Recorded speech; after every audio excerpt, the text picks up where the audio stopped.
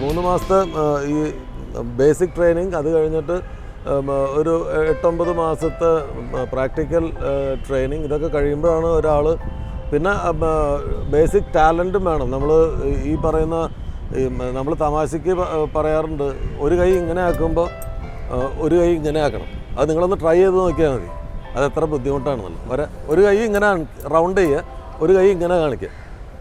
ഇത് എത്ര പേർക്ക് ചെയ്യാൻ പറ്റും? അതാണ് ഇതിൻ്റെ ഓപ്പറേറ്ററുടെ സ്കിൽ എന്ന് പറയുന്നത്.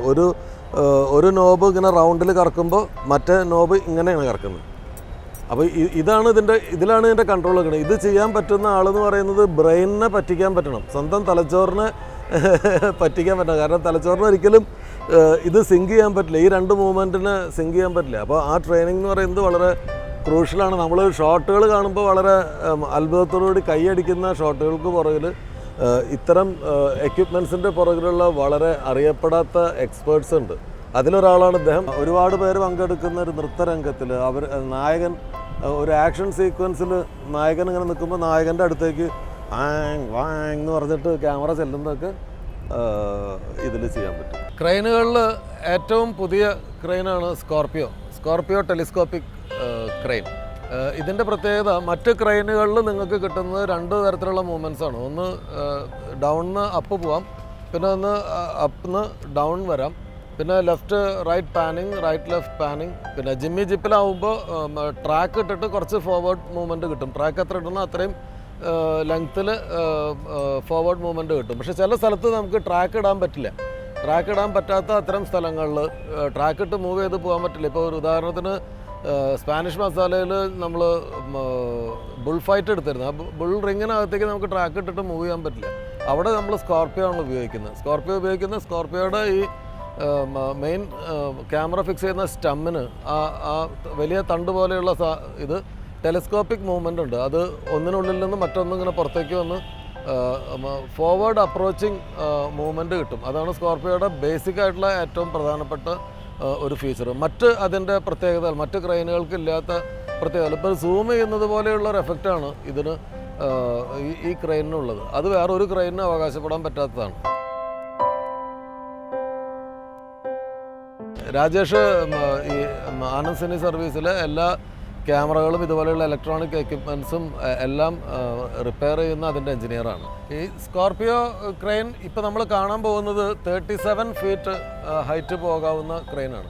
ഇതിൻ്റെ തന്നെ ഇത് സൂപ്പർ സ്കോർപിയോ ആണ്. ഇതിൻ്റെ മിനി ഉണ്ട്, അത് 23 ഫീറ്റ് പോകാം. ഇതിൻ്റെ മറ്റൊരു പ്രത്യേകത, ഈ ഫോർവേഡ് മൂവ്മെൻറ്റ് എന്ന് പറയുന്നത് പെർ സെക്കൻഡ് 5 ഫീറ്റ്, ഒരു സെക്കൻഡിൽ 5 അടി മുന്നോട്ട് വരാനുള്ള അത്രയും സ്പീഡിൽ വരും. അപ്പോൾ മൂവ്മെൻറ്റ് തന്നെ ഫാസ്റ്റ് മൂവ്മെൻറ്റ് ഇങ്ങനെ വരാൻ ഈ ക്രെയിനിൽ പറ്റും.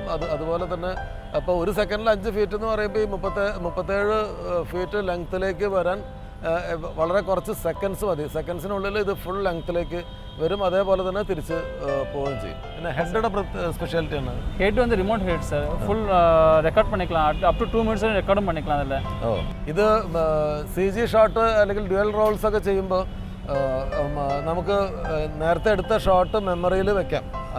അതിനുള്ള ഫെസിലിറ്റി ഇതിലുണ്ട്. അതായത് ഇതിൽ കമ്പ്യൂട്ടർ ഉണ്ടെന്ന് അർത്ഥം. ഇതിൽ 2 മിനിറ്റ്സ് വരെ നമുക്ക് ഒരു ഷോട്ട് റെക്കോർഡ് ചെയ്ത് വെക്കാം. അത് നമുക്ക് മെമ്മറിയിൽ വെക്കാം. ആ 2 മിനിറ്റ്സ് മെമ്മറിയിൽ വയ്ക്കുക. അപ്പോൾ നമ്മൾ CG ഷോട്ട്സൊക്കെ എടുക്കുമ്പോൾ ഫസ്റ്റ് മൂവ് ചെയ്ത ഷോട്ട് നമുക്ക് രണ്ടാമത് ഉള്ള മൂവ്മെൻറ്റ് എടുക്കുമ്പോൾ വളരെ ഇമ്പോർട്ടൻ്റ് ആണ്. അപ്പോൾ അത് ഇതിൽ റെക്കോർഡ് ചെയ്ത് വെച്ചിട്ട് അത് നോക്കിക്കൊണ്ട് തന്നെ നമുക്ക് അടുത്ത മൂവ്മെൻറ്റ് ചെയ്യിക്കാൻ പറ്റും. അതുപോലെ ഡബിൾ റോള് ചെയ്യുമ്പോൾ ചെയ്ത ആക്ഷൻ തന്നെ അതേ ഫ്രെയിമിൽ അതേ സ്പീഡിൽ രണ്ടാമത് റിപ്പീറ്റ് ചെയ്യേണ്ടി വരും. ഒരാൾ തന്നെ 2 റോളുകൾ ചെയ്യുമ്പോൾ. അപ്പോൾ അതിനും ഈ ക്രെയിൻ വളരെ യൂസ്ഫുൾ ആണ്. അപ്പോൾ നമ്മൾ ഞെട്ടിപ്പോകുന്ന പല ഷോട്ടുകളും എടുക്കുന്നത് സ്കോർപിയോയിലാണ്. അതായത് നായകൻ ഇപ്പോൾ മമ്മൂക്കയാണെങ്കിൽ മമ്മൂക്ക നടന്നു വരുന്നു, മറ്റ് സെയിം മമ്മൂക്കയെ തന്നെ ഇടിക്കുന്നു. അതേ ഷോട്ട് മറ്റേ ആളുടെ വേഷത്തിൽ രണ്ടാമത്തെ ക്യാരക്ടറായിട്ട് മമ്മൂക്ക വരികയാണെങ്കിൽ അപ്പോൾ ഇതിൽ റെക്കോർഡ് ചെയ്ത് വെച്ചിട്ടുള്ള ആ ടൈമിങ്ങിൽ രണ്ടാമത്തെ ഷോട്ടും എടുക്കാൻ പറ്റും. അപ്പോൾ ഈ ഗ്രാഫിക്സ് ഷോട്ടുകൾ ചെയ്യാനൊക്കെ ഈ ക്രെയിൻ വളരെ ഉപയോഗപ്പെടും.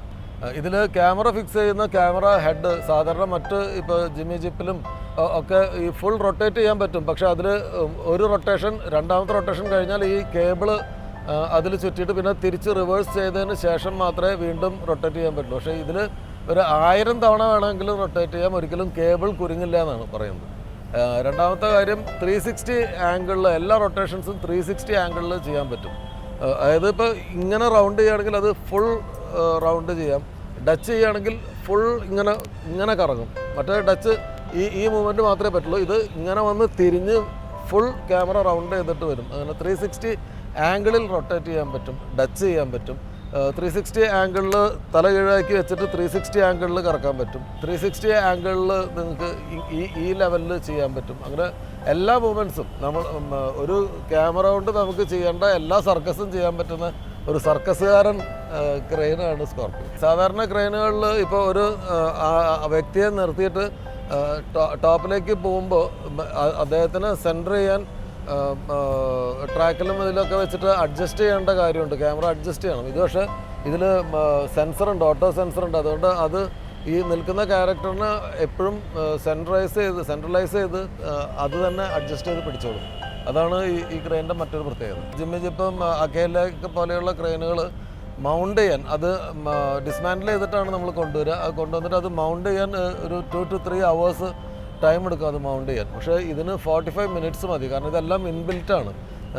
അതിന് സെപ്പറേറ്റ് ട്രക്കും ഉണ്ട്. അപ്പം ഇത് കൊണ്ടുവന്ന് ഒരു സ്ഥലത്ത് ഫിക്സ് ചെയ്യാൻ 45 minutes മാക്സിമം മതി. അപ്പോൾ ഒരുപാട് ടൈം സേവിങ് ആണ്. ഒന്നിലധികം സ്ഥലത്തേക്ക് ഷിഫ്റ്റ് ചെയ്തൊക്കെ വർക്ക് ചെയ്യണമെന്നുണ്ടെങ്കിൽ സ്കോർപിയോ ഈസ് ദ ബെസ്റ്റ്.